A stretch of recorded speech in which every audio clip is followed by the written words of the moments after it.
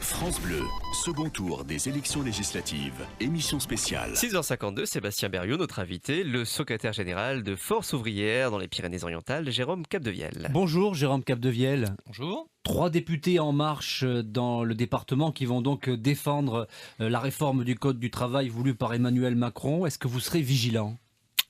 Plus que jamais. Vous savez, Force ouvrière, on a toujours prôné la liberté et l'indépendance, sans consigne de vote, dans aucune des élections dans ce pays, ce qui ne nous empêche pas d'être vigilants et bien entendu attentifs à la situation politique de notre pays. Et s'agissant donc de la loi travail, nous serons bien entendu, et nous le sommes actuellement, en discussion avec le gouvernement. Attendons bien entendu la fin du cycle de concertation pour prendre une position et être dans la liberté, dans l'indépendance, c'est-à-dire être dans l'opposition de ce projet de loi, de cette ordonnance, pas de ces ordonnances, pardon, si nous devons y être, et dire là où nous sommes d'accord, et c'est ça la liberté et l'indépendance d'un syndicat. Jérôme Capdevielle, il y a un rassemblement qui est organisé ce soir à Perpignan par la CGT, comme dans d'autres villes de France.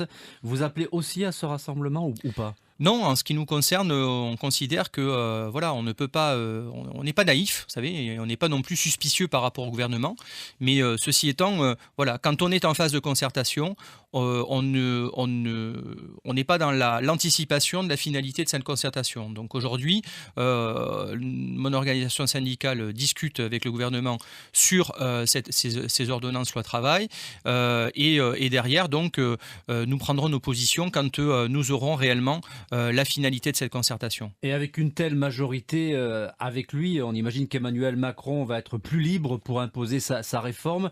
Est-ce que les syndicats ne vont pas se retrouver en position de faiblesse au lendemain de cette élection ? Situation de faiblesse, je vais vous donner quelques chiffres. La République En Marche, aujourd'hui, c'est 260 000 adhérents. Force ouvrière, qui est la 3e confédération de ce pays, en enregistre quasiment plus de la moitié. Ouais, vous n'êtes pas à l'Assemblée. Nous ne sommes pas à l'Assemblée, mais ce que je voudrais, c'est que vos auditeurs comprennent qu'aujourd'hui, la première force politique de ce pays, elle enregistre la moitié des adhérents de la 3e confédération de ce pays au niveau syndical. Donc c'est pour vous dire que la légitimité, c'est toujours très relatif. Et quand on regarde le tsunami, non pas de la République En Marche, mais le tsunami de l'abstention, je crois que le gouvernement et les parlementaires qui vont arriver donc à l'hémicycle seraient bien inspirés de regarder les choses avec une extrême vigilance.